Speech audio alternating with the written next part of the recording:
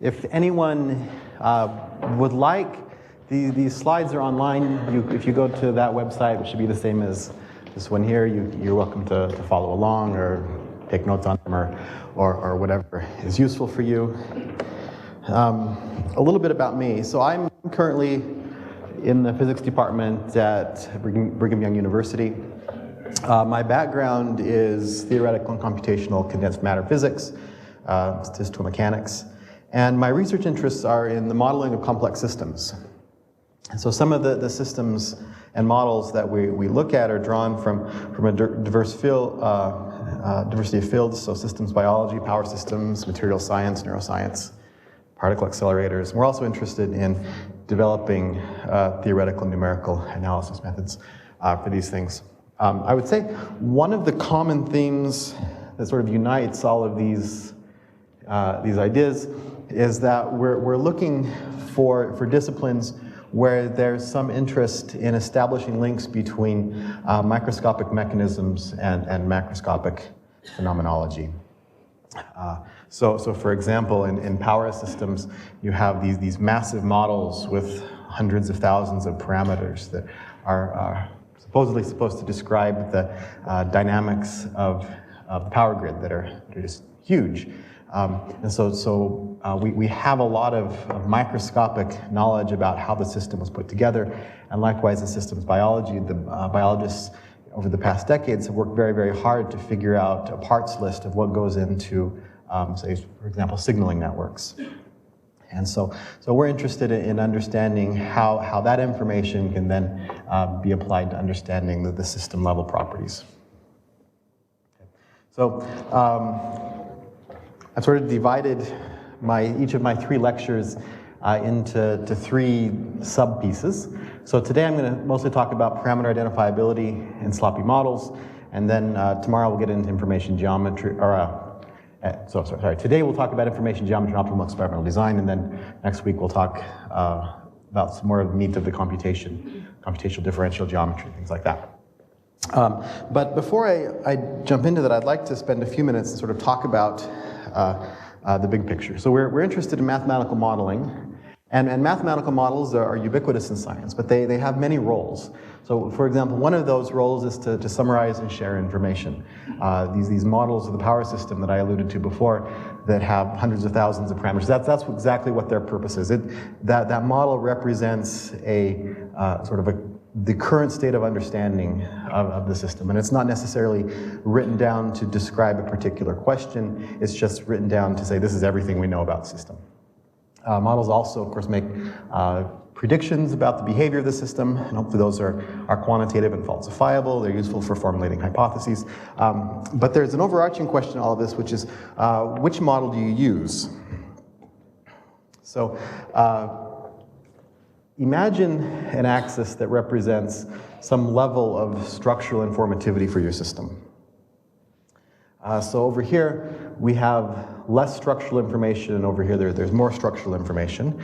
And then over here at the less structurally informative side, you have some description of your system that's basically purely phenomenological. There's really no mechanistic information, it just captures input-output behavior. On the other hand, over here, where there's more structural information, you might have many different mechanistic descriptions for systems that are put together in different ways.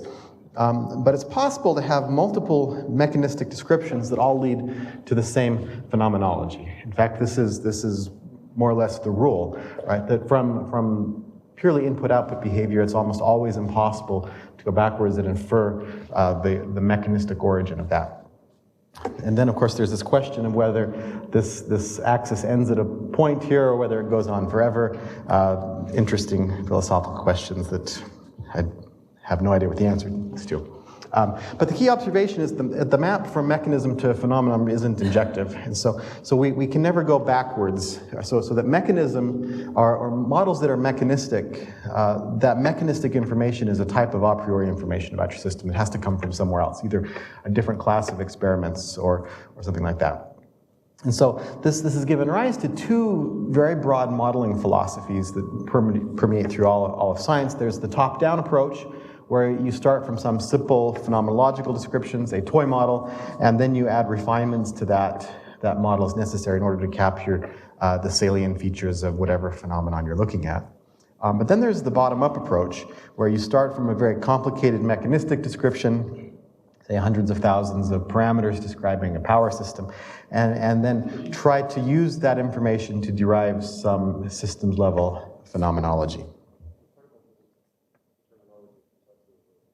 Oh, is it?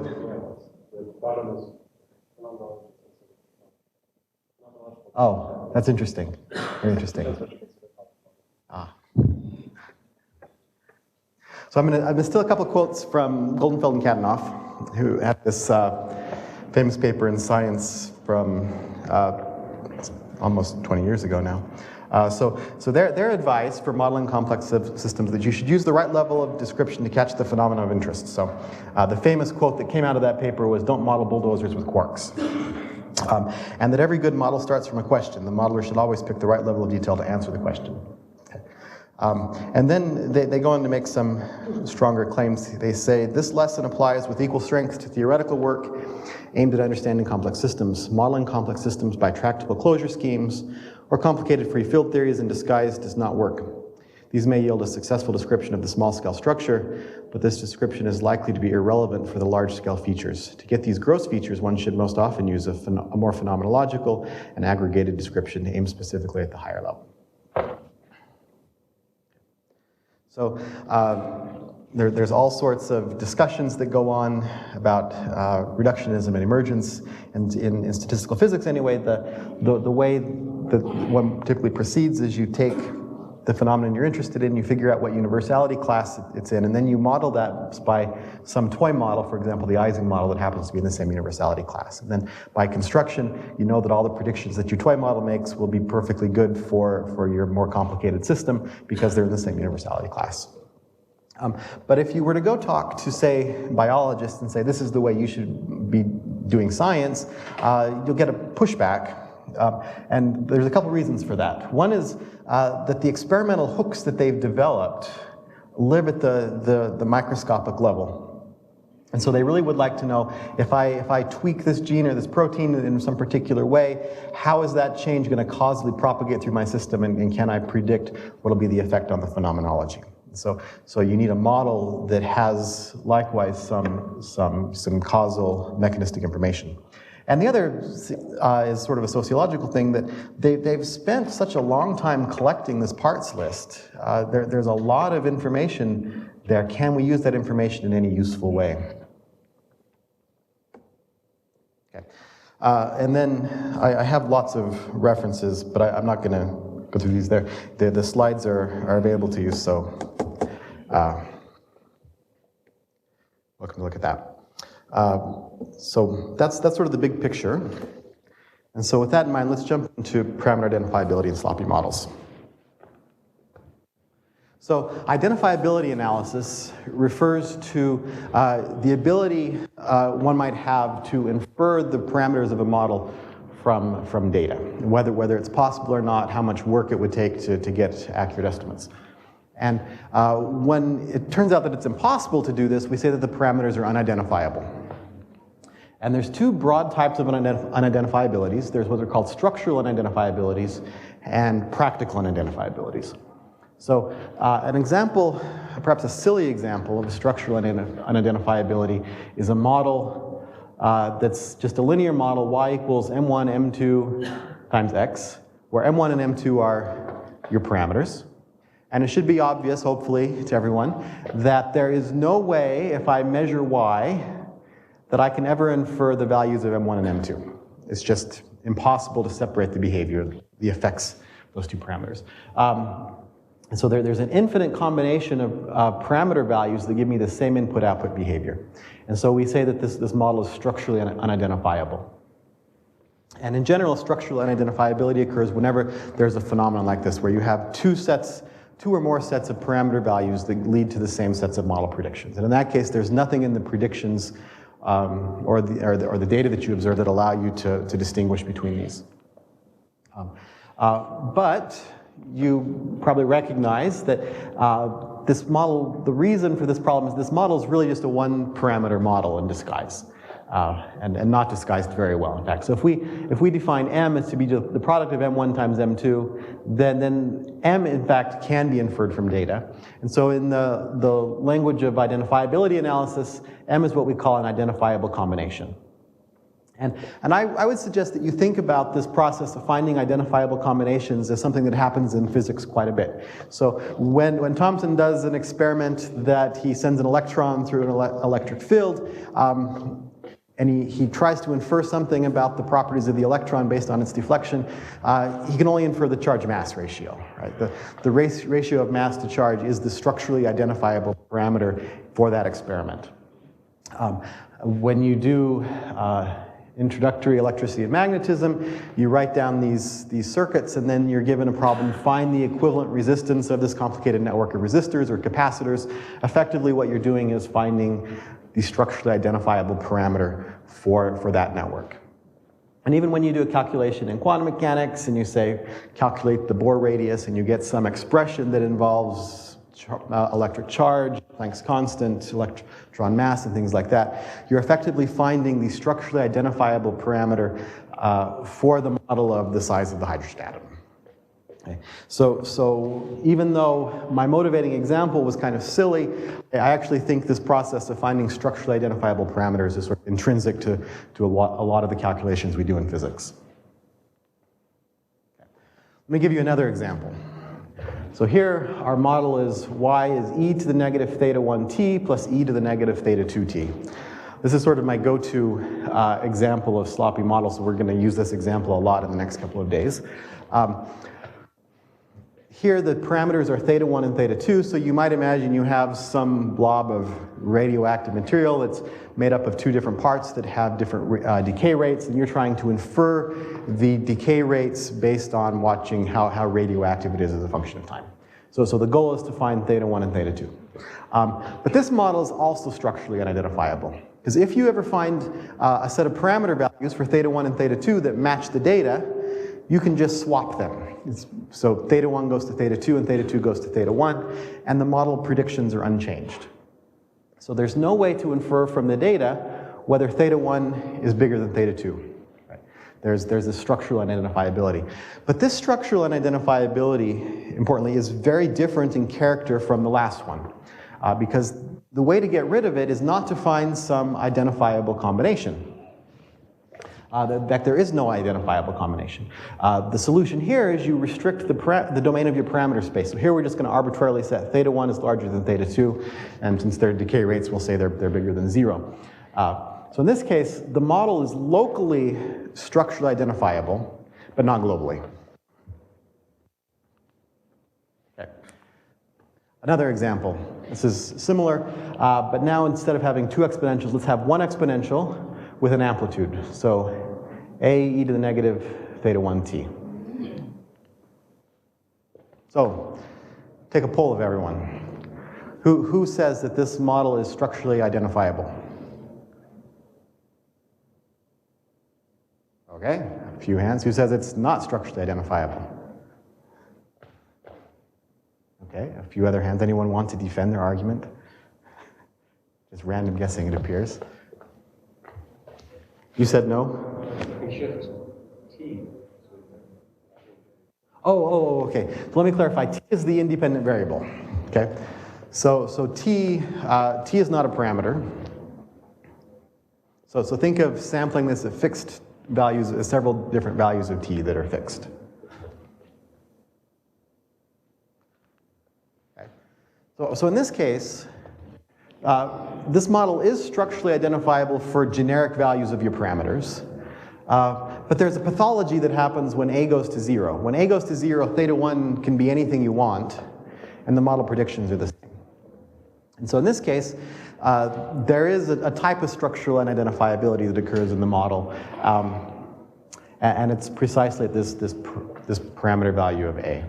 And at this point, this is a different type of structural identifiability than the other two, right? Because the other two, there are different ways of getting rid of it. But here, there's an actual breakdown in the manifold structure of your model's predictions at A equals 0. If you think of this as the family of predictions as making a sort of a two-dimensional model, a prediction space, where A goes to 0, that manifold structure breaks down, and the manifold sort of pinches off into a corner. And so I have colleagues who refer to these structural identifiabilities as the silly unidentifiabilities, that they're sort of pathological and anybody with a little bit of common sense ought to be able to get rid of them from their model. But actually, they're often kind of hard to find. And as an example, there's the Hodgkin-Huxley model. I'm not going to write down the entire Hodgkin-Huxley model. It's got in its original formulation where they had two ion channels and a leak channel, there's like 25 parameters for differential equations, and so rather than bombard you with that, just point out that there's a motif in the Hodgkin-Huxley equations that occurs for each ion channel that takes this form. So here, V is the voltage, so that is you can think of that as the independent variable, and there's three parameters, BP, VBP, and KBP. And if you do a little bit of algebra, you can rearrange this into this form where you have this combination of parameters that all group together. And so there's an unidentifiable combination here, and so we'll just call that BP tilde. And the interesting thing about this is generally not known. As far as I've been able to see, this result is nowhere in the literature. I had a student point it out to me a couple months ago. So here you have a model that's the foundation of some Nobel-winning work that has three structural unidentifiabilities in it, one for each ion channel. And so the existence of structural unidentifiabilities is actually sometimes non-trivial. Okay, so that's structural identifiability. Practical non-identifiability says, okay, maybe my model is structurally identifiable. In principle, I can learn all of my parameters, but it might be awfully hard. It might take me a lot of data to do so. So in order to understand what we mean by that, we kind of need to review some statistics. What is a lot of data, and how do we infer parameter values from data? Yeah? For the still structural? Yeah. Going to, what we usually do in physics, going to dimensionless variables, right? Yeah. That does some of it, but I guess not all of it. Yeah, not all of it. So imagine you have a system where you have a dozen time constants, right? There's lots of different ways of non-dimensionalizing that. There's lots of examples. It's very experimental. There's lots of examples of parameter. Oh, really? You see, you can fit a given experiment with some range of, say, cosmological constant.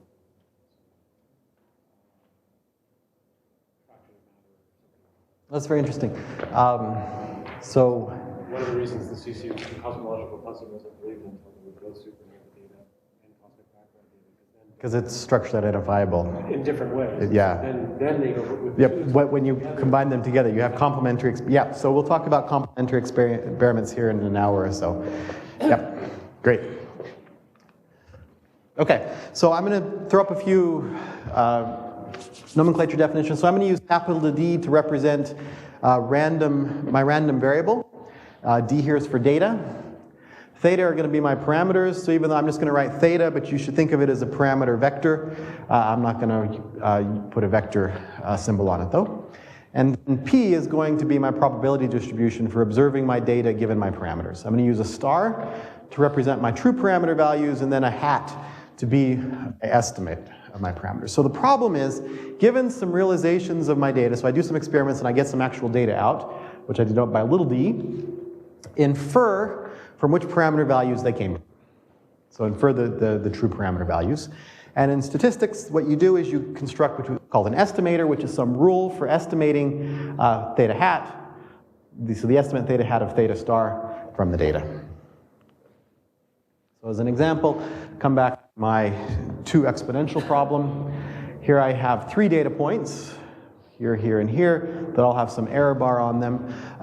If you're going to do least squares regression, you define what's called a cost. I denote it by C, which is going to be the sum over all the data points, the sum over I, of the difference between the data and the model predictions, weighted by the uncertainty in the data. So if we really believe that's a good data point, we put more weight on it. We square these and add them up, and that's our cost. This term right here in the parentheses is sometimes called the residual, and denote that by R. Okay. So the least squares estimator is then the estimator that minimizes this cost function. So this is fairly standard. There's also what's known as the maximum likelihood estimator.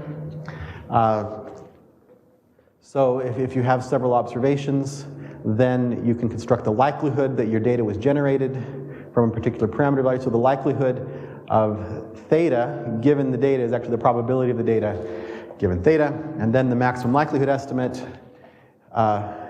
is precisely that one that maximizes this. So in practice, you actually, what you do numerically is you minimize the negative of the log likelihood. So little l is usually the log likelihood. And it turns out that if your data are generated from your model plus random Gaussian noise, so here I'm going to use C to be a normally distributed Gaussian random variable with mean 0 and standard deviation 1, then it turns out that this, if you go through this machinery, you get the least squares estimate. So the negative log likelihood is just the cost plus a constant.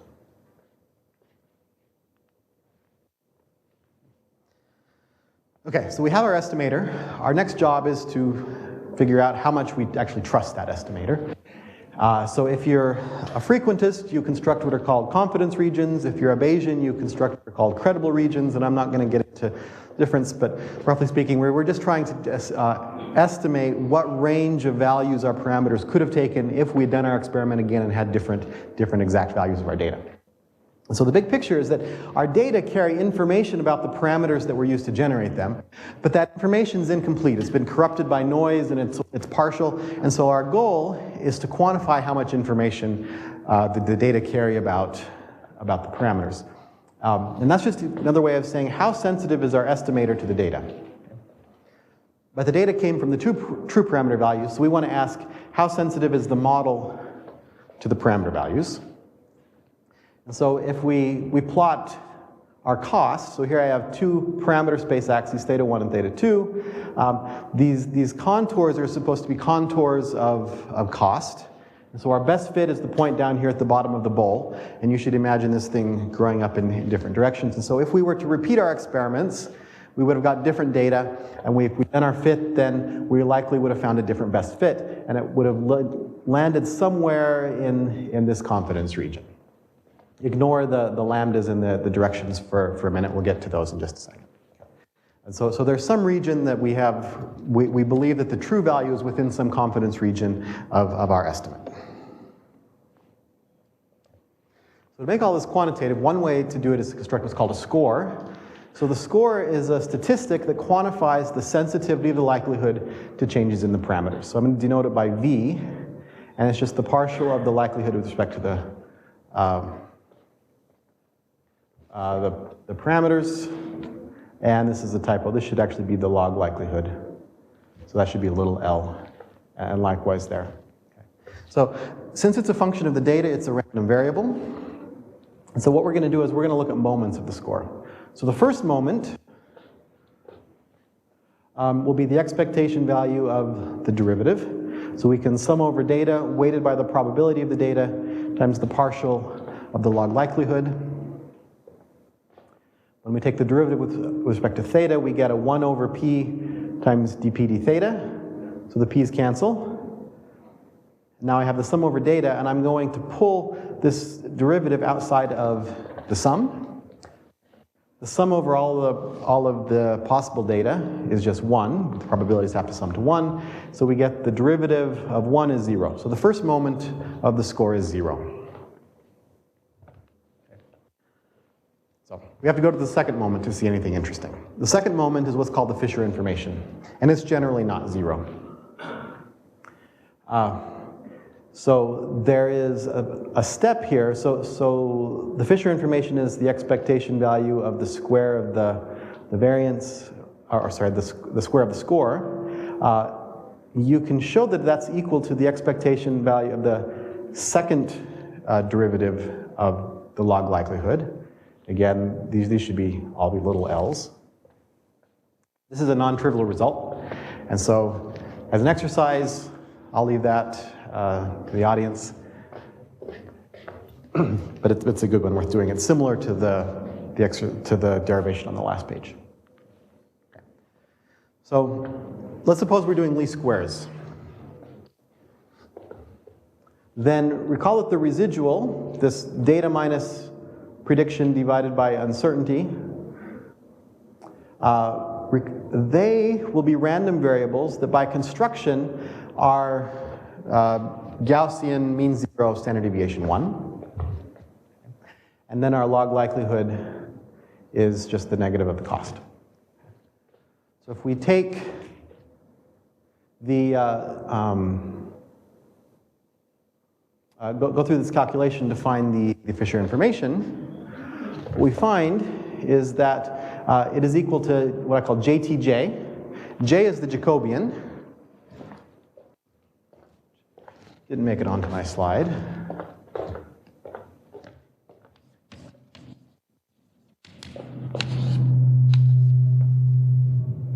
Let's move that down.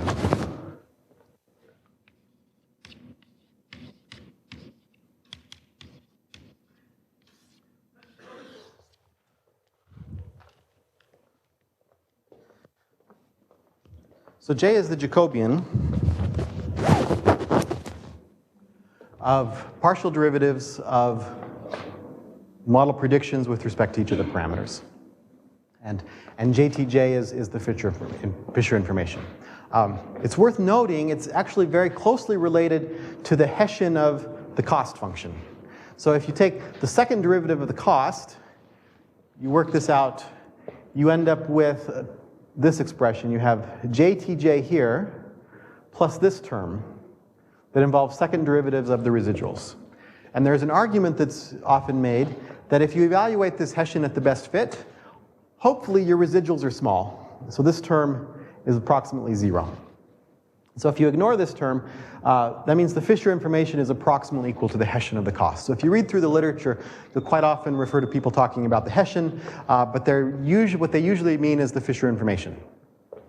And actually the Fisher information is more often than not the useful quantity here for many reasons. In particular, there's some remnant of the data here in this residual, right? The Fisher information, since it's an expectation value, has been averaged over the data. So this is something that's intrinsic to the model, whereas this is still a statistic that depends on the noise. And so the Fisher information would be the more useful thing. But people still often refer to it as the Hessian, even though it's not really. Okay. But if we come back to this picture of our confidence region, then this ellipse that characterizes the confidence region near the best fit is close related to the Hessian. So the directions of the orientation of the ellipse are given by the eigenvectors of the Hessian, and then the aspect ratios are given by the square roots of the eigenvalue, 1 over the square roots of the eigenvalues. So large eigenvalues correspond to these narrow directions, and small eigenvalues correspond to these long directions. So the Fisher information shows up in a lot of different contexts. Famously, it's part of the CRAMER-RAO bound. So if you have an estimator of parameters and you want to know asymptotically what is the covariance of that estimator, it's proportional to the inverse of the Fisher information, where n here is the number of repeats of your experiment. It's also closely related to the Kullback-Leibler divergence, which is sometimes called the relative entropy. So if you have two distributions that are infinitesimally far apart, so we say Q of theta is P at theta plus d theta, then you can show that the Kullback-Leibler divergence to lowest order is just the Fisher information. And there's a question that comes up, is the Fisher information a fundamental object that we should be studying, or should we think of it as just an approximation? And there's a lot of arguments here. So if you derived the Fisher information from the Kullback-Leibler divergence, it sort of suggests that you should think of the Kullback-Leibler divergence as the fundamental thing, and then the Fisher information is just sort of a convenient approximation to it. But there's other arguments that exist to suggest that the Fisher information actually might be a fundamental thing. So there's a very nice theorem by Chenkov where he shows that if you want to define a distance, a metric between probability distributions, and that you want that metric to be invariant to a class of statistically important probabilistic mappings. They're called Markov mappings. And I don't want to get into the technical details here. But the point of the theorem was that if you insist that your metric be consistent with all of these mappings, then he showed that the Fisher information is actually the only metric that is valid. And so there are some arguments out there that suggest that the Fisher information really is the fundamental thing that we should be looking at, even though we usually motivate it by referring to things like relative entropy or KRAMER-RAO bound or things like that. There's a very nice theorem that's very old from the early 70s. It says a model is locally structurally identifiable at theta naught if and only if the Fisher information at theta naught is non-singular. So in other words, if your Fisher information doesn't have any zero eigenvalues, then the manifold of predictions locally has the same dimensionality as your parameter space. So you can infer all of your parameters from data. More generally though, if your Fisher information has some zero eigenvalues, then the dimensionality of your null space is exactly the number of identifiable combinations that you need to find in order to construct a structurally identifiable model. So this is actually how we found the structural unidentifiability in the Hodgkin-Huxley model. We were looking at the Fisher information and said, there's a lot of eigenvalues awfully close to zero. Maybe they really are zero because we were doing it numerically, and looking a little closer, as we were able to identify them. Okay. Now we're going to ask a harder question. So if the Fisher information has a zero eigenvalue, then the model should be structurally unidentifiable. Okay, that's proven. You might think then that if the Fisher information has small eigenvalues, that it's practically unidentifiable.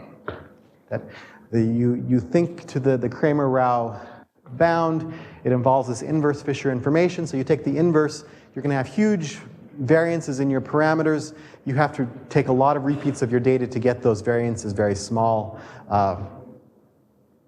Then you might say that's what we should take as the definition for practical unidentifiability. And for now, go ahead and think of it that way. I'm going to argue later that it's wrong, but it's a useful place to start. Now, we'll talk about sloppiness. So we have some statistics tools at our disposal. What happens if we start looking at models that have lots of parameters? So as a case study, this is a schematic of a model that comes from systems biology. This particular model has 48 parameters. The 48 parameters, so for those of you maybe aren't familiar with biology, this is the picture that usually gets put in the paper that describes the model. And then somewhere hidden in the back in the supplementary material, there's pages and pages of equations that actually is the real model, but nobody ever looks at them because they're hideous to look at and complicated. But roughly speaking, each of the nodes in this network correspond to some protein. And those proteins can be at different concentration levels, and so they end up being terms in a differential equation, or a system of differential equations. And then the edges correspond to different chemical reactions that those proteins participate in. So the nodes correspond to dynamical variables in some system of differential equations. The edges correspond to terms in those differential equations. And the problem is that each of these interaction terms have a few parameters associated with them that describe the details of the kinetics of the reaction. And so nobody knows what these parameters should be, and so people try to estimate them from data. So in this particular case, they had 48 parameters in this model, and they had 68 data points. And if you've done parameter estimation before, you might guess that trying to do this inference problem was kind of a fool's errand to begin with. But so this model was done by Kevin Brown. He was the graduate student at the time. He was working with Jim Sethna at Cornell. Kevin and Jim went to talk to REGRESSION about doing this problem. And they kind of said, yeah, you're not going to be able to infer 48 parameters from the amount of data you can realistically collect. And REGRESSION said, well, yeah, but I've never had to use parameter values before. In the past, I've written down models that look like this, but they were simpler. And I was always able I was just able to reason about the interactions to make predictions. And I never thought about the parameters. So maybe we can do something similar where we can do this on the computer, and maybe in the end we actually won't really need parameters either, because I've never needed them before. So that was the basic idea. And so they do the statistics. By the way, this is a typical set of data. There were 68 data points, so this is about a fifth of it here. And they do the statistics, and they found that there weren't any parameters that they were able to estimate accurately. At best, parameters could fluctuate by a factor of 50 and still give good predictions to the data. But at worst, they could fluctuate by a factor of 1,000,000 or so, which also ended up being about the range their prior would allow them to fluctuate. So these were large parameter fluctuations. But sure enough, REGRESSION was right. They found that even though the parameters were unconstrained, that they were able to propagate the uncertainty in the parameters through to make predictions about the model, and the predictions that the model made for new experiments were actually rather small. So they were able to make falsifiable predictions, or I'm going to say predictions without parameters. And this is really the heart of sloppy models, is that you can make predictions without knowing the intricate details about the mechanistic structure of your model. Yes? There's some parameters. Yes. So look at the eigenvalues of the Fisher information. So the model, this 48 parameter model, if you look at its eigenvalues, that's this column right here. So you look at the Fisher information eigenvalues, and it had a very peculiar structure. The eigenvalues were more or less uniformly distributed on a log scale over many orders of magnitude. So the implication of that is that there were many very small eigenvalues. So any parameter that has a projection onto one of these small eigenvalues is going to be hard to infer. So in practice, nearly all of the bare parameters had a projection onto the small eigenvalues. But there were some eigenvalues that were kind of large. And so that suggests that there are combinations of parameters that were tightly constrained by the data. And it's the constraint on those combinations of parameters that then allowed the model to make precise predictions for some other experimental conditions. Okay, so this eigenvalue structure is kind of peculiar. The natural ensemble of eigenvalues you would expect come from what are called the Wishart matrices. And the expected eigenvalue distribution for those are illustrated here. So there's clearly a difference in structure. Something peculiar is going on. So the natural thing to do is say, well, does this happen anywhere else?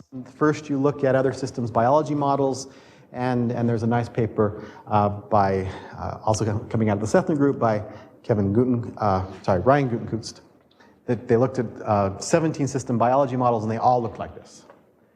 So then they started looking at other models. They looked at models of particle accelerators, models of insect flight, lots of different things, and they pretty much all looked like this. So here's a model of a neural network, sums of exponentials. Here's the Ising model near a critical point. Here's discrete diffusion. Ben's going to talk about these today, right? Okay. And so there's something strange that's going on here, that this particular eigenvalue structure is so universal.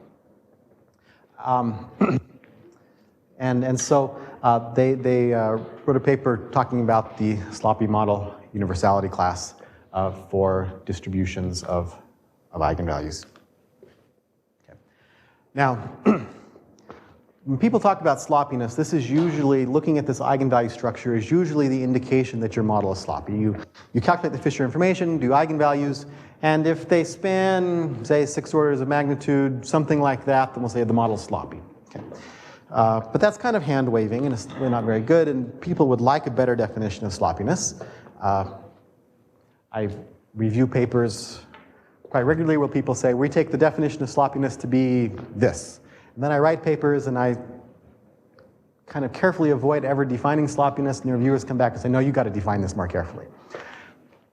And so there's a lot of common approaches that you could take. You could say, well, let's look at the total range of eigenvalues. If the condition number of my Fisher information is bigger than something, then I'm going to call it sloppy. Or you can be a little more detailed than that. You can look at the distribution of eigenvalues. So you might say, well, it's not just that I have a big one and a small one, but it's uniformly distributed in between. And so I should say something about the distribution of eigenvalues. And there's other people who say sloppiness is really just this question of practical identifiability, sort of rediscovered in a different language. But the contention I want to, or the argument I want to make is that sloppiness is actually none of these things. That these things are just indications of something deeper that's going on. And I'm taking longer than I thought, so I'm going to skip talking about this picture for now. But I'm going to argue that the Fisher information eigenvalues are an indication, but they're not the actual thing we care about. The interesting thing is that there were predictions made without parameters, and actually the small eigenvalues of the Fisher information are not sufficient to guarantee that. But there seems to be something profound going on here. If you think about the role of effective theories and universality in physics, there's a clear overlap, right? That you can make predictions without knowing lots of microscopic details. You ought to be able to write down some simple model that just has the right few degrees of freedom and it ought to all work. And so that's really what I think sloppiness is. And I think trying to define sloppiness in terms of eigenvalues is a little misguided. Yeah?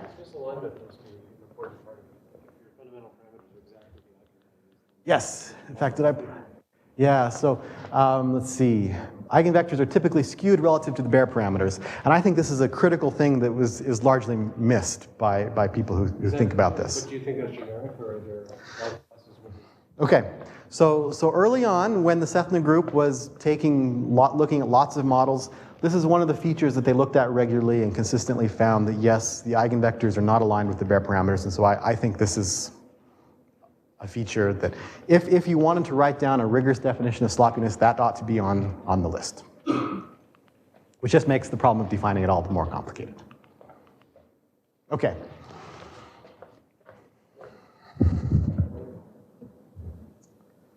With that in mind, we're now ready to talk about information geometry. Okay. So up till now, there's two important ideas that have sort of emerged. There's this notion of practical identifiability and sloppiness. They're sort of related. How exactly they're related is an open question. The eigenvalues of the Fisher information matrix appear to be relevant for both of these things. And we'd like to give a more rigorous definition. So you might think such a definition might be something like this. How small does my eigenvalue need to be before I can say my parameter is practically unidentifiable? How much do my eigenvalues need to spread before I can say my model is sloppy? But the Fisher information eigenvalues are problematic. So as an example, consider the problem of fitting data on the range 0 to 1. So let's say t is our independent variable that goes between 0 and 1. And we're going to just do a linear fit with polynomials. Okay. There's two ways I could do this. So there's lots of ways I could do this. I'm going to do two. So the first, I'm just going to say y is the sum of theta n t to the n. So the coefficients of each polynomial. And if you work through and calculate the Fisher information for this model, it's twice the Hilbert matrix. The Hilbert matrix is famous for being ill-conditioned, extremely ill-conditioned. And if you look at the eigenvalues, it's sloppy. It's almost uniformly distributed over many, many orders of magnitude. Okay, but I'm going to change the problem up. I'm now going to say y is the sum of phi n times ln, where ln is a set of orthogonal polynomials that are orthogonal on the range 0 to 1. So they end up being just the shifted Legendre polynomials. So now, because I've chosen orthogonal polynomials, by construction, my Fisher information matrix ends up just being the identity. What is phi? So phi are a different set of parameters. Okay. So in the first case, theta theta are the parameters of the coefficients of t to the n. Phi are the parameters that are coefficients of the orthogonal polynomials. Okay, so here's the question. Should I think of these two approaches to fitting this data as the same model?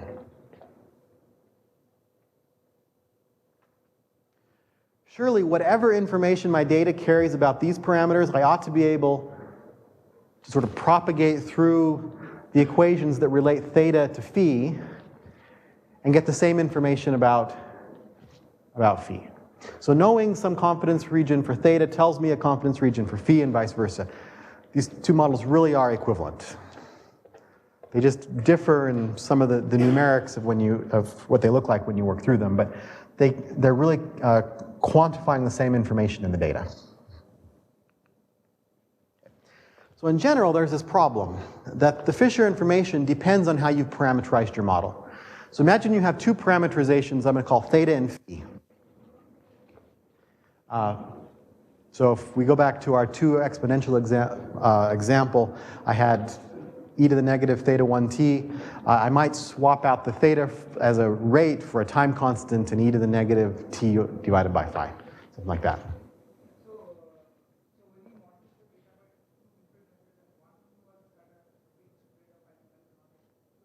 Yep.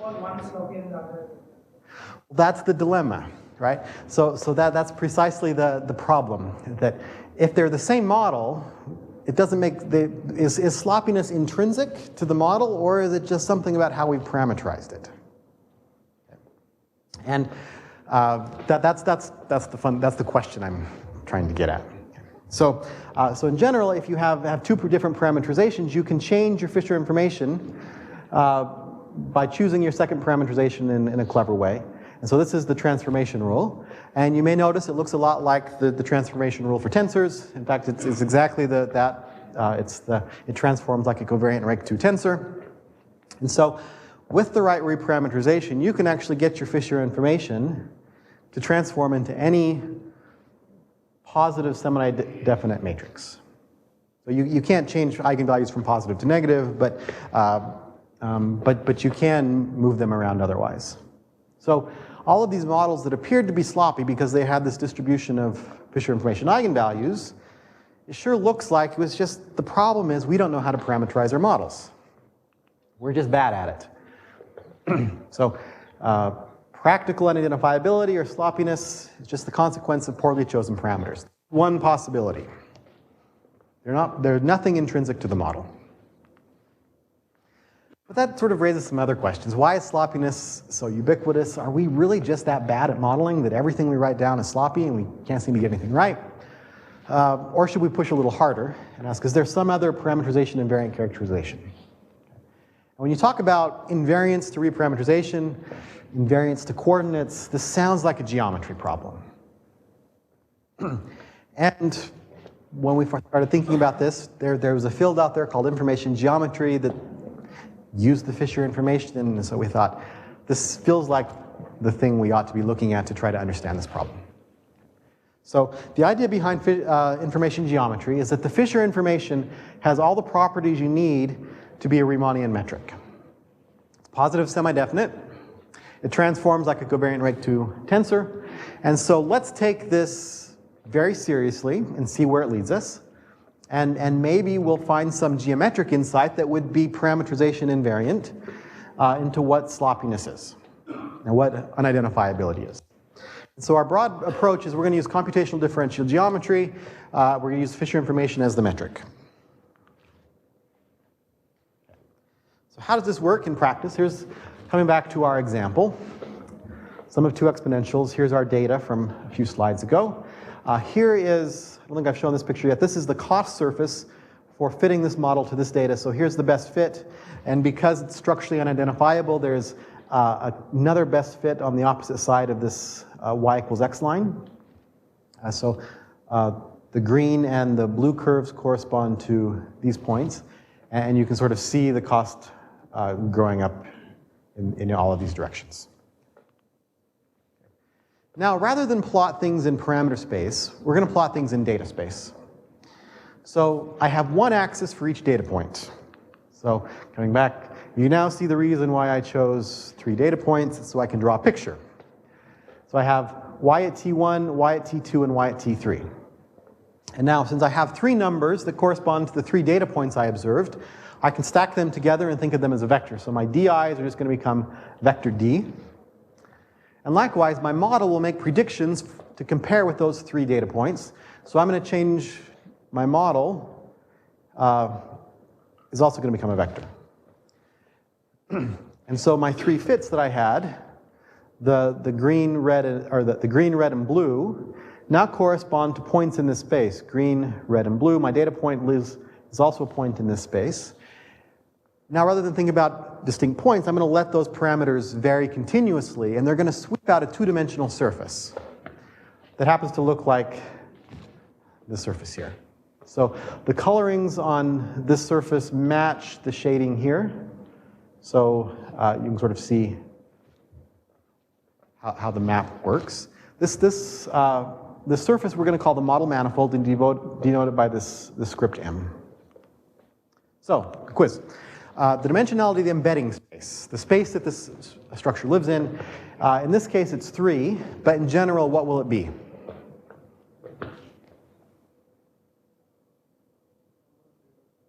Good. So it's the number of data points you have. Dimensionality of the model manifold, in this case it's 2. In general, it'll be... They're awfully quiet. What is n? Ah, not quite. Any other thoughts? What's that? Number of parameters. Yes. With one caveat, the number of structurally identifiable parameters. Okay. So if you have structurally unidentifiable parameters, it's the number of structurally identifiable combinations. So in this case, it does happen to be 1 dimension less than the embedding space, but in general, that need not be the case. So to give you an idea, this is something living in 3 dimensions. To give you an idea of what that structure looks like, here's a little animation. But in general, I can't draw pictures like this because for my 48 parameter model that Kevin wrote down, this would be a 48-dimensional surface that is embedded inside of a 68-dimensional space, and so that's going to be tough. Yeah? Dimension is the number of locally structured layers. Yes, yeah. That's right. Okay, so I want to review a few important concepts from geometry. We're going to talk about the embedding space, intrinsic versus extrinsic properties, geodesics, and then curvature. How am I doing on time, by the way? Okay. So when I talk about the embedding space, I'm referring to the sort of the ambient space, this 3-dimensional space that my surface lives in. And you don't have to have an embedding space. You can talk about what are known as the intrinsic properties of the model. And those are things that don't depend at all on the embedding. They're just inside of the model. But we're going to mostly look at models that live inside of a larger Euclidean space. And then the idea is that the Euclidean inner product of the embedding space induces a metric on the manifold. Yeah?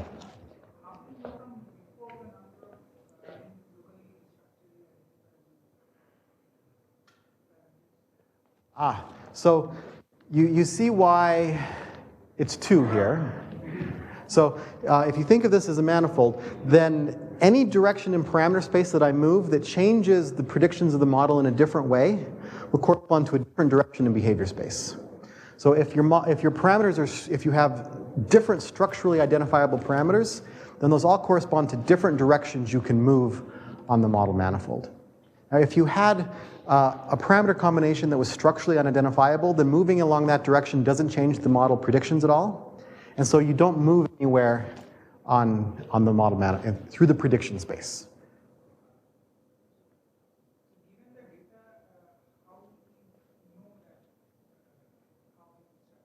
From data you can't know. The question of structural identifiability is purely a property of the model. It's independent of the data that you observe. Shouldn't this manifold have like 2 sheets corresponding So what actually has happened, if I draw a picture here.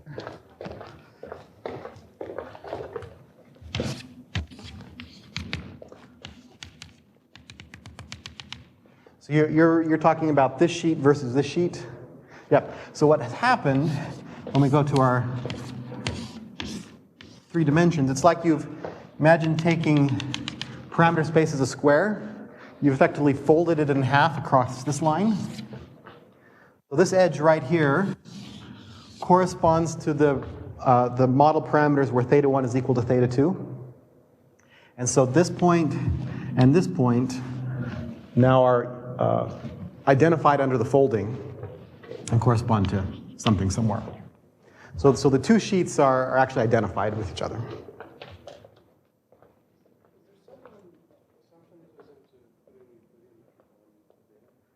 Okay, so the trick is we're going to find the right Euclidean embedding space so that the induced metric is the Fisher information.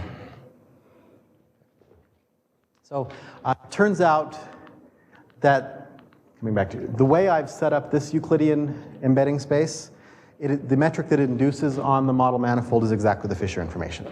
And that works because it's a least squares problem. For non-least squares problems, you have to be more clever in how you set up your Euclidean embedding space. Yeah. Yeah. Yes. Yeah. So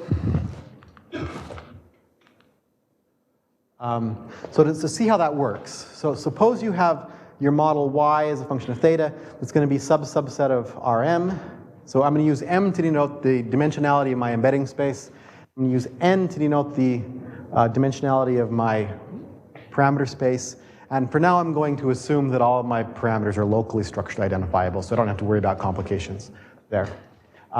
Then I can ask, if I change my parameters by a little bit, how does my model change? And we just expand this using a Taylor series.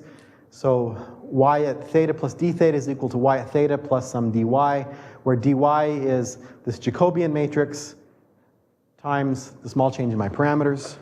And so the small change in the distance I move in parameter space, dy squared, is just the inner product of dy with itself. So this is my dy. I get d theta transpose j transpose j d theta. So this term right here is what's known as the metric in Riemannian geometry. So this is essentially the first fundamental form. And so this we recognize as the Fisher information for a least squares problem. Okay. So the Euclidean embedding space that I chose here just happened to induce the right metric for me. So I'm going to refer to the embedding space as data space and denote it by a script D. So we've seen this in one toy example. You get one Euclidean embedding dimension for each residual. Distance is in units of standard deviations of the data, so there's one small technicality that I brushed under the rug, which is that each axis is index, but it doesn't really change anything. Then I'm going to define zi to be the square root of pi. And then I'm going to assume that there's some Euclidean metric for the z's. Now, because the sum of zi squared has to be 1, the zi's live on a hypersphere. And I'll leave it as an exercise for you to show that if you do a Euclidean metric on the zi's, that induces the Fisher information on the model manifold. You may notice this embedding looks nothing like this embedding. So Catherine Quinn, who's a student of Jim Sethna, has recently sort of sorted out the relationship between these two. So I'm going to leave this as an exercise as well. So if you show, so I'm going to define a distance function. So the distance between two model parameterizations is going to be negative 2 times the log of the inner product between z of theta I and z of theta j, where the z's are the square roots of the probabilities. I'll leave this as an exercise to show that this distance function gives rise to the Fisher information metric for infinitesimal distances. And that if you apply this distance function to the case of least squares problems, it implies the embedding, the least squares embedding that I've showed you before.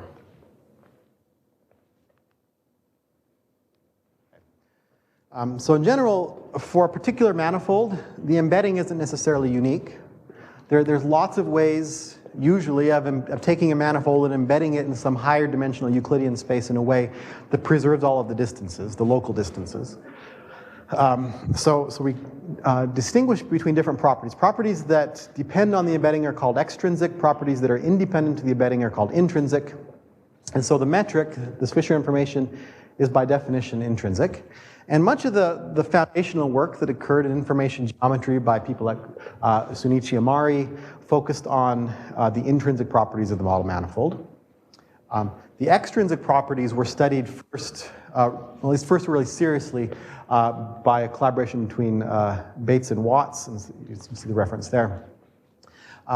But in our experience, we found that thinking of the model manifold as living in a higher dimensional space is actually very useful. For one thing, it lets us draw pictures. You can't draw a picture unless you can come off the model manifold. But there's a couple other reasons. One is the observed data is off the model manifold. And so the cost is distance through the embedding space from the manifold to the data. And so the whole machinery of statistics is sort of built on the relationship between the model manifold and the embedding space. And so I really think the extrinsic properties are key here. There's also some other useful things that have propped up that I'm not going to have time to talk about, but one of them is that the extrinsic curvature is related to the existence of local minima on your cost surface.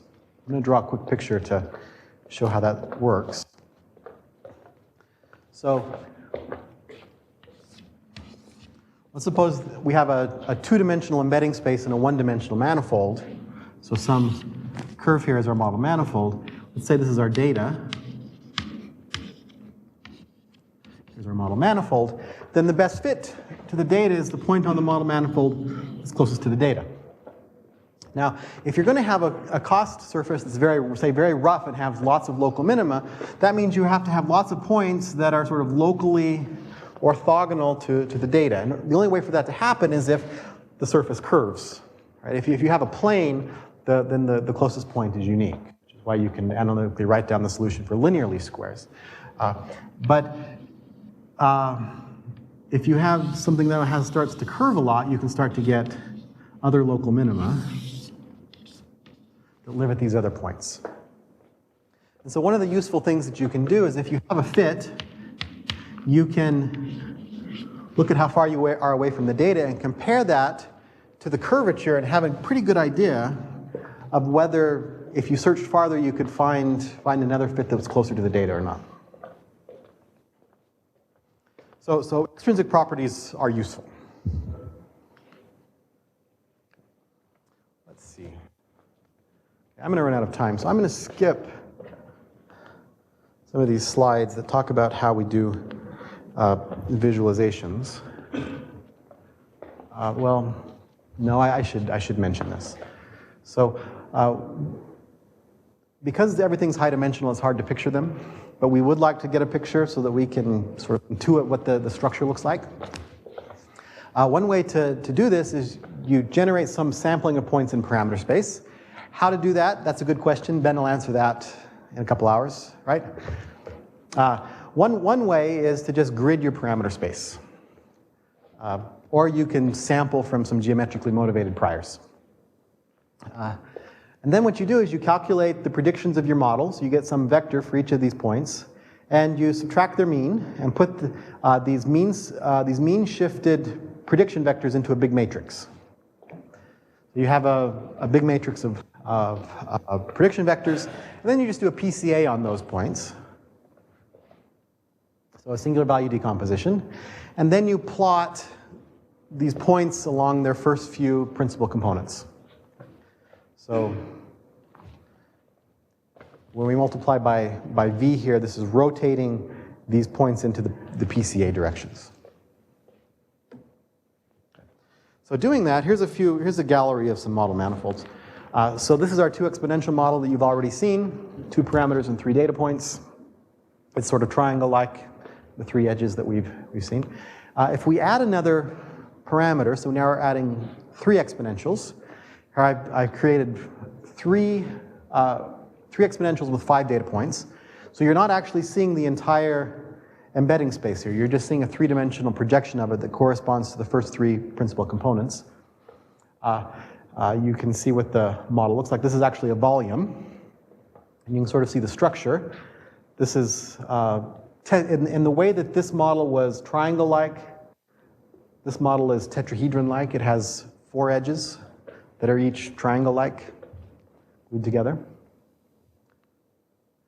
Here is a model for an enzyme catalyzed reaction. This particular model comes from a group of problems that were created in the early 90s to test optimization software. So here, this model has 4 parameters, but I'm showing you a 2-dimensional cross-section. It has 11 data points. This one also comes from that same problem. This is a least squares formulation of where to evaluate points to ideally do Chebyshev quadrature. This one has 3 parameters and 5 data points, and you can see there's some structure here. It's hard to see from this, but this is also tetrahedron-like in the same way that this model is tetrahedron-like. You can sort of see that there's some edges, but there's a lot of curvature and they wrap around themselves. This is a 5-parameter model. It's a bunch of differential equations describing some chemical kinetics.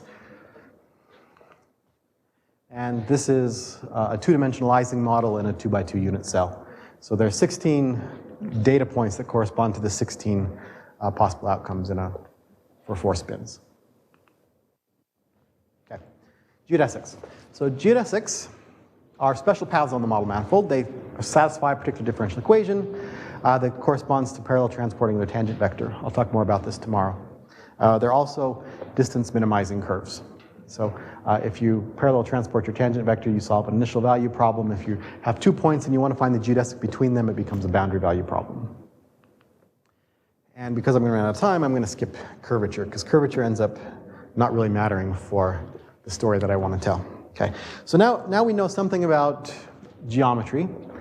We can come back to our original question. Is there some parameterization independent feature of these models that corresponds to sloppiness?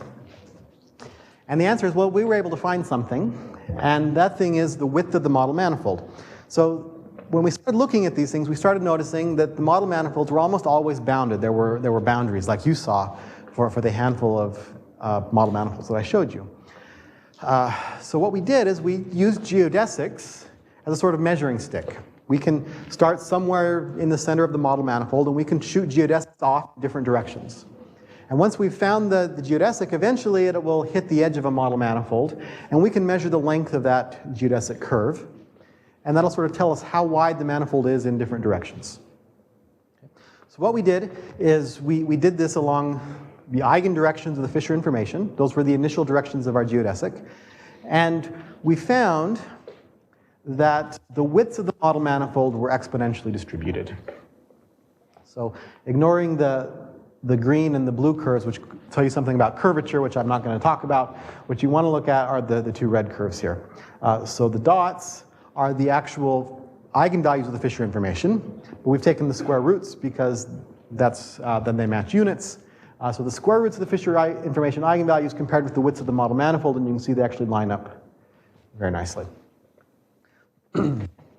and this appears to be the geometric signal of sloppiness, that you have a lot of widths that become very, very narrow. So that you have you're imagining some high dimensional structure. If it's very narrow along a few dimensions, this is really getting at the idea of having a low effective dimensionality. So if you compare this to the linearly squares fitting problem that I talked about before, the fitting polynomials, that model has no intrinsic sloppy structure. Because it's a linearly squares problem, its model manifold is just a hyperplane. There's no boundaries to it. And that's why you're able, by using the appropriate reparameterization, get rid of the sloppiness. There really wasn't any sloppiness there. Here, if you have models that have boundaries, then the boundaries put absolute constraints on how big the Fisher information can be across the width of your model manifold. And that tells us why the Fisher information is so universally sloppy in these models, that there's some low effective dimensionality that they're revealing. Okay. So our explanation for this is interpolation, and Ben is going to tell you about that a little bit later.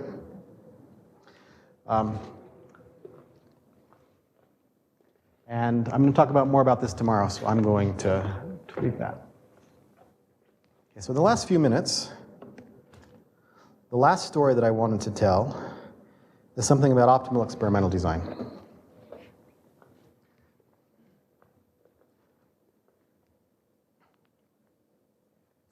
Okay, so here's the problem. We have these models, they have lots of parameters. The parameters are hard to infer, they're sloppy, they're unidentifiable.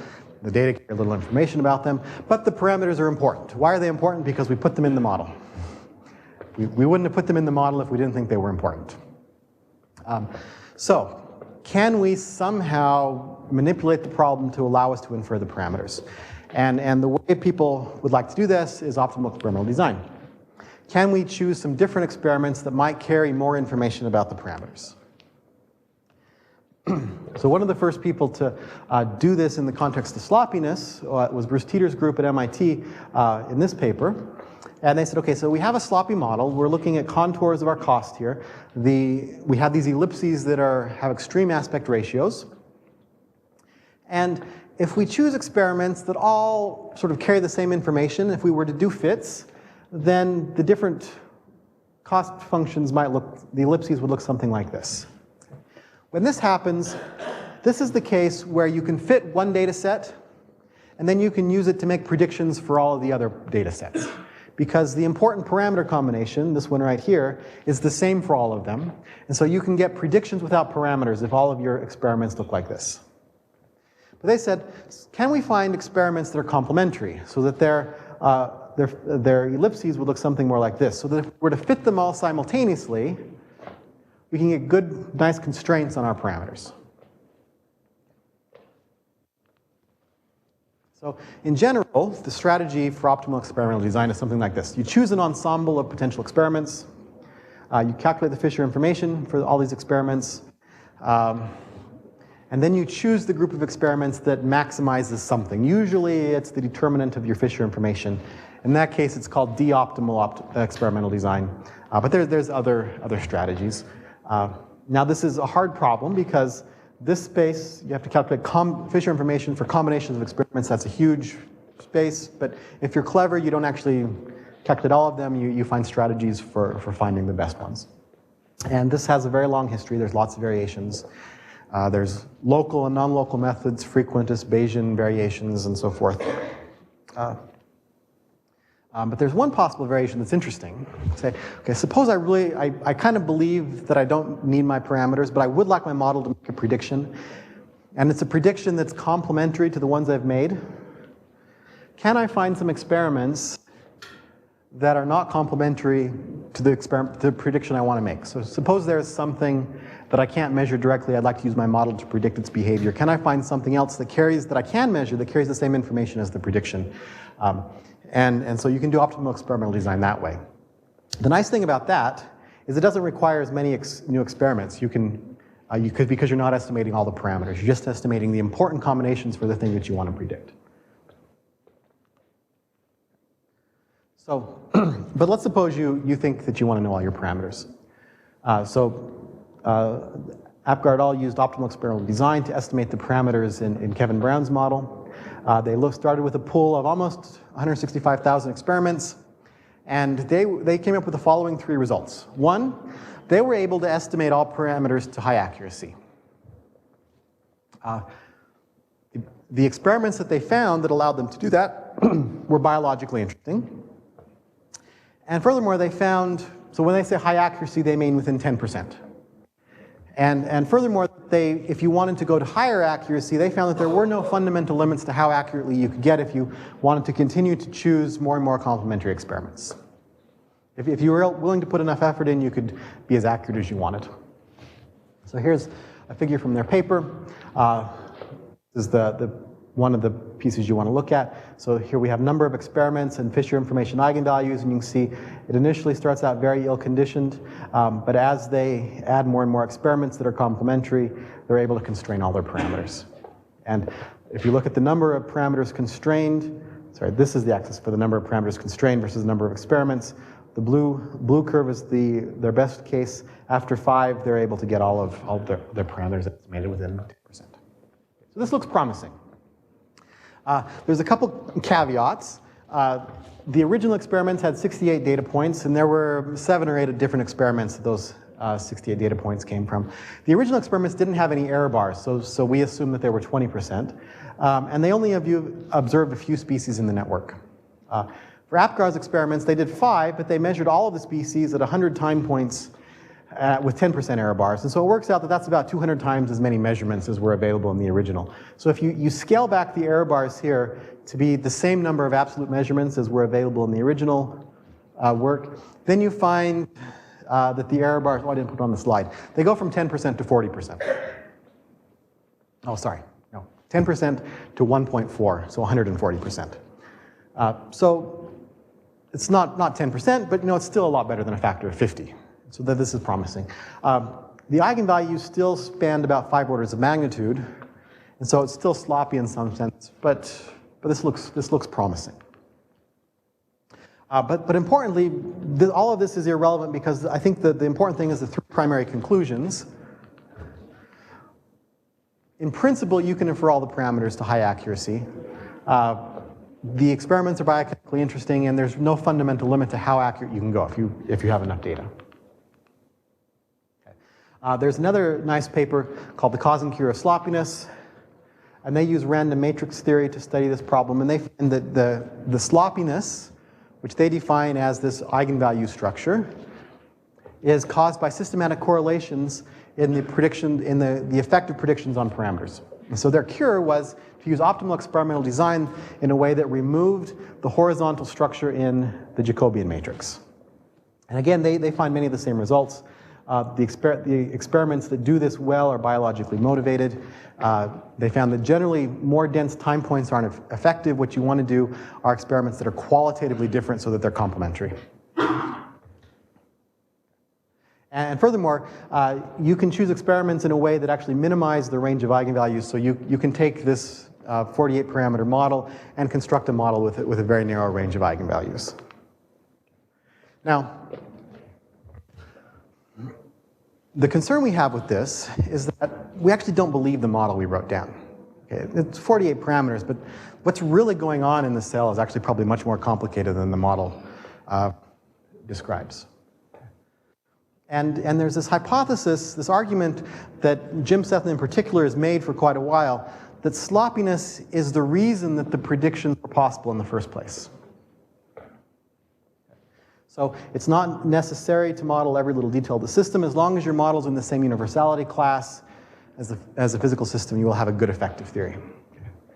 So we wanted to explore how does experimental design fit into this story. And so we imagined a picture where you have eigenvalues of your Fisher information. So the black lines here are the eigenvalues from your model.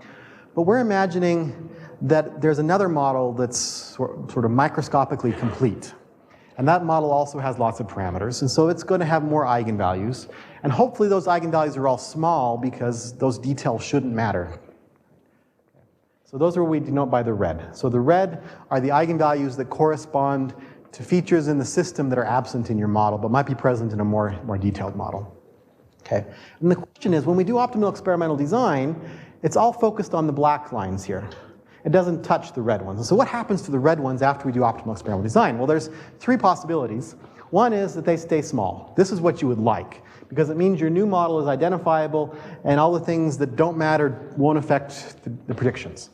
But there's other things. These could also become very large, and this is what you don't want. If this happens, it means your model just won't be able to give a good fit to the data because it's missing things that are important. And there's sort of an in-between case where the things that are unimportant are just at the threshold of being statistically significant. So we had some models of DNA repair. How am I doing on time? I think we'll make it. Okay. So I had some colleagues who had some data. They were irradiating rats, and they were looking at how cells repaired themselves after the radiation. And in particular, they were doing dual dose experiments, where they would hit it with a very large dose, wait a few hours, and then give it a small dose. And then they would do the opposite. They would give it, sorry, did I say big dose first? Whatever, the reverse. Okay. And it was interesting because they found that the DNA repair at long times depended on whether it was the big dose first or the small dose first. And there were different models in the literature for how to model this thing, and some predicted this asymmetry and some didn't, and so this was something that's very interesting to the community. The models weren't particularly large. They were 6 parameters, but we were able to try to fit them to the data and see which fits were statistically good, which ones weren't. And we found that in the end we were able to fit this 6-parameter model to the data and accurately predict this asymmetry in the response, but it was a sloppy model. The parameters weren't well constrained. Okay. So we said, well, let's use optimal experimental design. So we searched through a pool of about 22,000 experiments. We selected 19, because that's how many rats we could afford, counting the replicates and all that. But we anticipated that we would get an accuracy of about 10% in our parameter estimates when this was all said and done. And the result was our model couldn't fit the data. The quality of fit was just atrocious. In fact, after trying to fit all of these, the models the fits were so bad they no longer fit the asymmetric response that we saw before. And so trying to fit everything actually completely ruined the predictive capabilities of our model. So to try to understand this, we went and searched through the uncertainty quantification literature. And we decided to model the error in the model, so some sort of hyper model. So we're going to modify the assumptions. We'll say the data is the model plus measurement noise plus model error.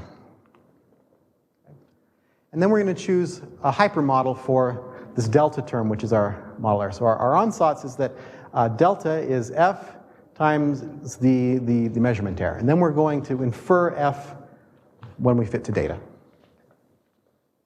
So if you work it out and do this isn't a maximum likelihood estimate. The maximum likelihood estimate is actually biased in this case.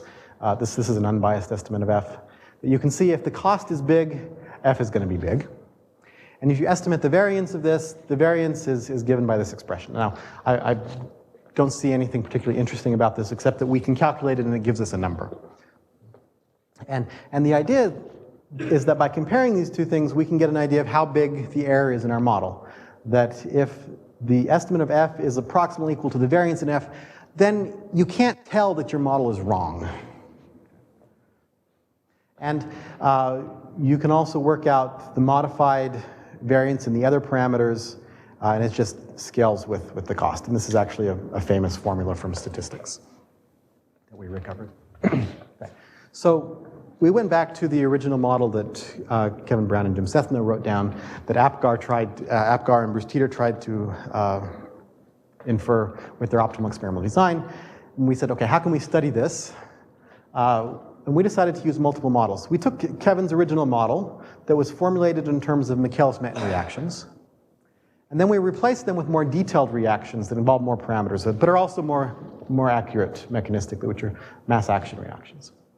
Okay. So we took this more detailed model, we fit the original data, we got a whole bunch of parameter values that fit the data because the model's very sloppy. And we used that as a way of creating data for the proposed optimally chosen experiments. And then we tried to fit the original simplified model to this new data set. Does this sort of make sense? Sort of a convoluted procedure. So here's a typical fit to the 15 time series for one experiment. You can see some of the fits aren't too bad. But some of the fits, it just can't do it, right? So what we found is that we did this for huge ensembles of parameter values and data sets, and in no case were we ever able to fit all of the experiments, all of the artificial data that we generated for the optimally designed experiments. And so here's some numbers. We found that this value of f was about 3.7, and the standard deviation is very small because we have a lot of data. Okay, so we know that our model's bad. But it doesn't hurt the parameter estimates that much. So because the error in the model changes the error bars on the parameters from 10% to 40%, which is not reasonable, but unfortunately it completely kills the predictive power of your model. So if you work out the uncertainty in the predictions, because you now have this new term that accounts for how certain you are in your predictions, they're actually much bigger. And by much bigger, I mean they're actually huge. They span the complete range of physically allowed predictions. So if we're looking at fraction of activation levels in proteins, it basically allowed anything between 0 and 1 would be an allowed prediction. So the prediction error is dominated by the model error. And so what we find is that there appears to be some fundamental limit to how accurately we can estimate parameters. So we introduce a concept that I call a sloppy system. A sloppy system, as opposed to a sloppy model, is a physical system and a fixed set of predictions you'd like that model to make that can be approximated by a hierarchy of mechanistic mathematical models of growing complexity that become sloppy in the limit of microscopic accuracy. So I'm imagining a sequence of models that gets closer and closer to being a faithful causal representation of my physical system, and that in the limit that I get closer and closer to the real thing, that the model becomes sloppy. So something like this. If these are the number of parameters, I might have a simple model that I can infer, but it becomes sloppy as I add more and more parameters. And if we use this, then we can, am I out of time? Okay, perfect. Then we can actually estimate, we can actually figure out how accurate can I infer parameters, assuming my model remains predictively useful.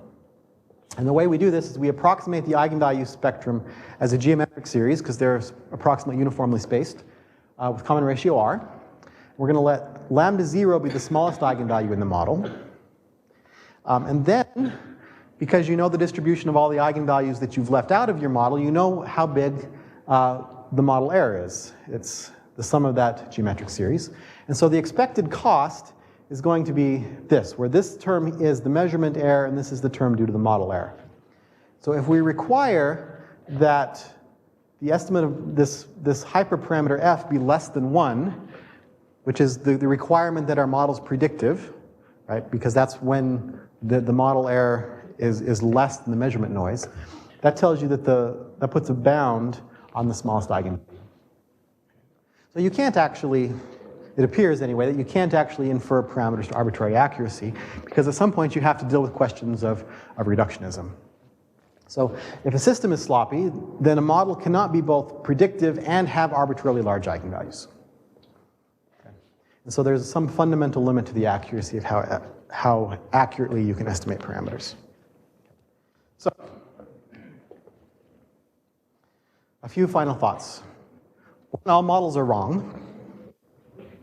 And the model selection problem really can't be divorced from the model calibration problem. So thinking back to the quote from GOLDENFELD and KADANOFF, every good model starts from a question.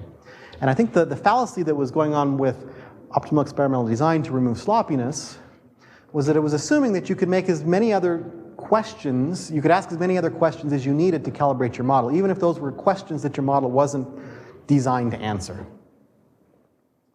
And if you end up choosing a question that your model wasn't designed to answer, then your model will break.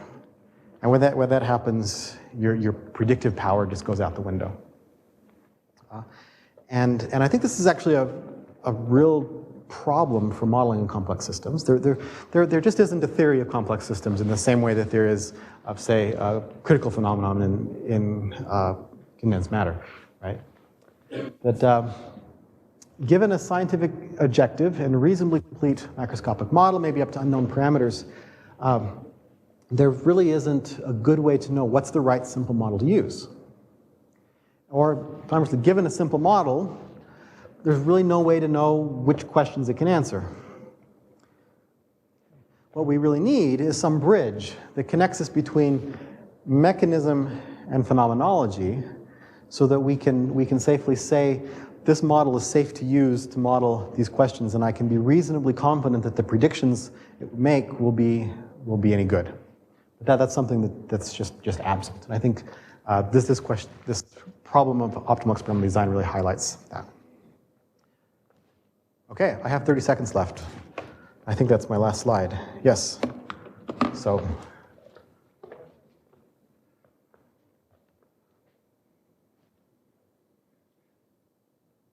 Okay. Well. This is a distinction, as you said, critical phenomenon. Yeah. So in critical. Some way of identifying relevant operators. Yeah. So there you have the title of my slide, right? That I'm thinking there. If you have a model, a simple model, and you know it's in the same universality class as your system, then you can just play with your Ising model and you know that it's going to be right. And you know that it's going to be right for all of the universal properties of that universality class. And there's just nothing analogous to that here. We write down a complex model and we hope it works. And if it doesn't, we refine our model until it does. But there really is, if you had to take that model and use it to predict something that you couldn't measure, you'd never have any way of knowing whether it was any. What's that? It is based on some understanding of what force gradient is. Yeah. There isn't it. Yeah, so I think there's a couple things that are missing in complex systems. One is what does coarse graining mean here? There isn't this scale invariance that you have in your critical point. And so coarse graining there's no notion of a thermodynamic limit in a lot of cases. So it's problematic. But this is the context of how I frame the question in any case.